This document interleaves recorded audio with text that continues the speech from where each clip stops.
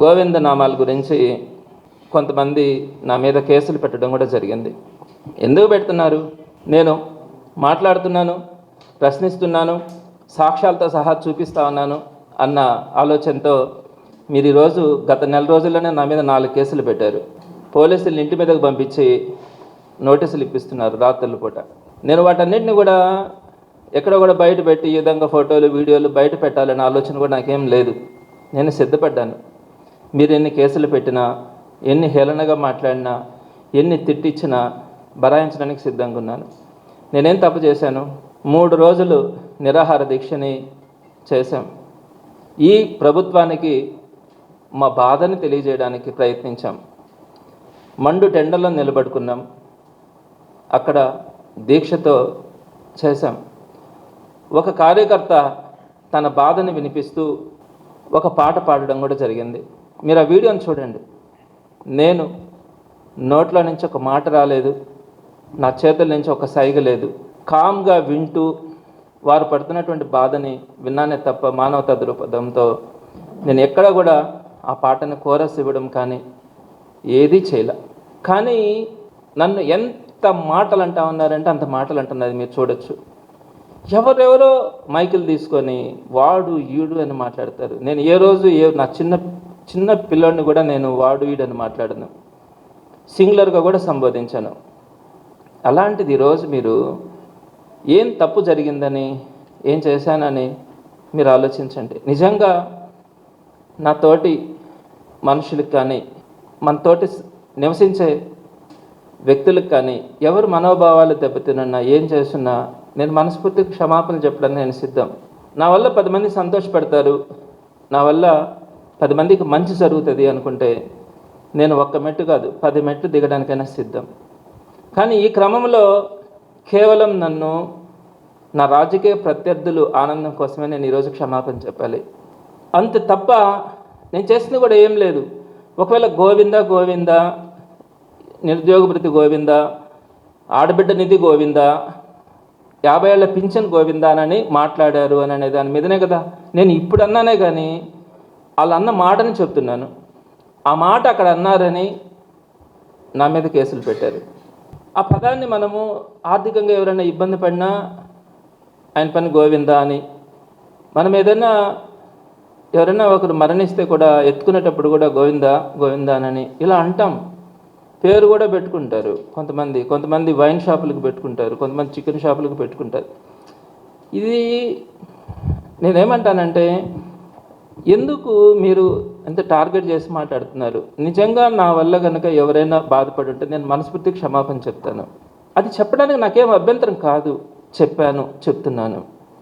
కానీ మీరు మీ రాజకీయ ప్రయోజనాల కోసం అన్ని జిల్లాలలో నా మీద కేసులు పెట్టించడం, పై స్థాయి దాకా కూడా దాన్ని మాట్లాడదు. నేను మీకు ఆల్రెడీ చూపించాను కూడా కొన్ని వీడియోస్. లోకేష్ గారు స్వయంగా మాట్లాడినటువంటిది. అయినా కూడా నేను బాధ్యతగా నేను చూపిస్తాను. ఇప్పుడు వారిని అడగాలి కదా క్షమాపణ చెప్పమని, వారి మీద పెట్టాలి కదా మనం కేసులు. మీరు ఒక్కసారి ఆలోచించండి, మనం ఎటుపోతున్నాం.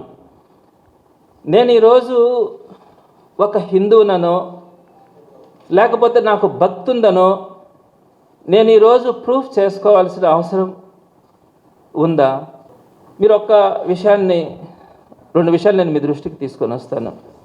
నాకు ఊహ తెలిసినప్పటి నుంచి నేను సోమవారం అంటే 1990 నుంచి 36 సంవత్సరాల నుంచి భక్తిగా 36 సంవత్సరాల నుంచి సోమవారం నాన్ వెజ్ కానీ ఏమి తినను. 94 నుంచి 32 సంవత్సరాల నుంచి పవిత్రంగా ఉంటాను. శనివారం 94 నుంచి శనివారం, 90 నుంచి సోమవారం నాన్ వెజ్ కానీ ఏమి తినకుండా పవిత్రంగా ఉంటాను.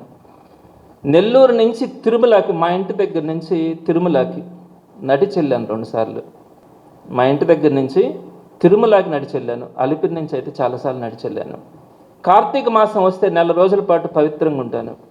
శబరిమలకి 8 సార్లు దీక్షతో వెళ్ళాను. ప్రతిరోజు ఇంట్లో దేవుడి మొహం చూడకుండా బయట అడుగు కూడా పెట్టాను. వీటన్నిటికంటే మించి పాప పుణ్యాలు ఉంటాయని నమ్మే వ్యక్తిని. మనం 10 మందికి మంచి చేస్తే నాకు మంచి జరుగుతుంది, నేను 10 మందికి చెడ్డ చేస్తే, మోసం చేస్తే నాకు భగవంతుడు చెడ్డ చేస్తాడని నమ్మేటువంటి వ్యక్తిని.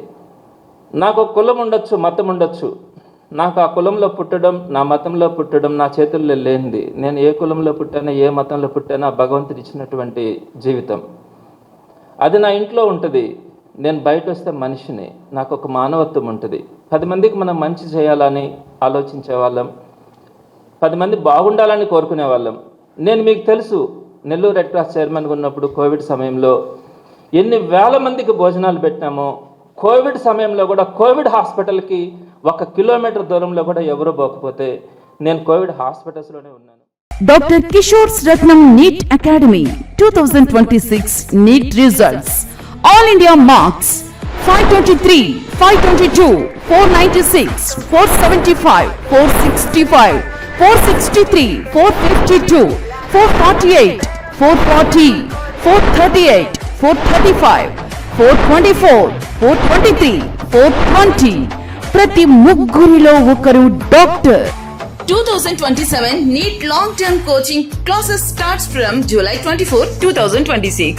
Special focus on physics, chemistry, limited strength, personal care, AC hostel classrooms for girls. NEET లో 300 నుండి 390 మార్కులు మరియు ఇంటర్మీడియట్ లో 950కి పైగా మార్కులు సాధించిన విద్యార్థులకు ఫీజులో ప్రత్యేక రాయితీ కలదు. డాక్టర్ కావాలని మీ లక్ష్యం అయితే సాకారం చేయడం మా ధ్యేయం. Doctor Kishore Ratnam NEET academy, DMart ఎదురుగా, మాగుంట లేఅవుట్, నెల్లూరు.